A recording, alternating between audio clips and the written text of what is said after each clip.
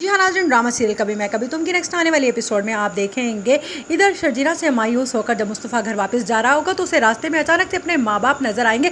बस सामान के समेत वो कहेगा कि आप लोग कहाँ जा रहे हैं, घर छोड़कर आइए, मैं आप लोगों को छोड़ देता हूँ घर पर। जिस पर कहेगा मुस्तफ़ा का बाप के बेटा कौन सा घर, वो तो तुम्हारी माँ की बेवकूफ़ी ने बिकवा दिया है। जिस पर मुस्तफ़ा कहेगा अब्बा ये क्या कह रहे हैं आप, आपकी कुल पूंजी तो वही घर था। जिस पर कहेगा मुस्तफ़ा का बाप के तुम्हारी माँ की आंखों पर अदिल की मोहब्बत की जो पट्टी बंधी थी वो शुक्र है कि बहुत जल्द खुल गई है। अदिल ने हमें बहुत बड़ा धोखा दिया है, उसने ना सिर्फ तुम्हारा हक मारा है बल्कि तुम्हारी बहन का भी हक वो अकेले का अकेला हड़प कर गया है।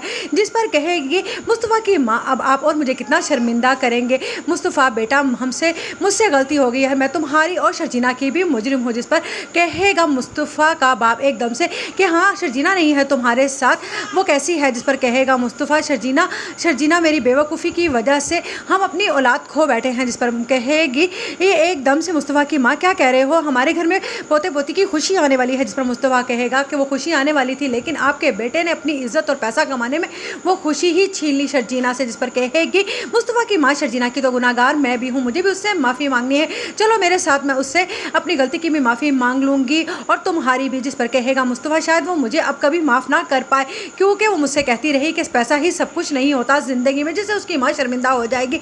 जिस पर उसका बाप कहेगा यही बात तो मैं तुम्हारी माँ को समझाता था, शायद ये बात इसे भी समझ नहीं आई, इसने रबाब पर इतना भरोसा किया कि मेरे दोनों बच्चों को घर से निकलवा दिया उसने चोरी के इल्ज़ाम में।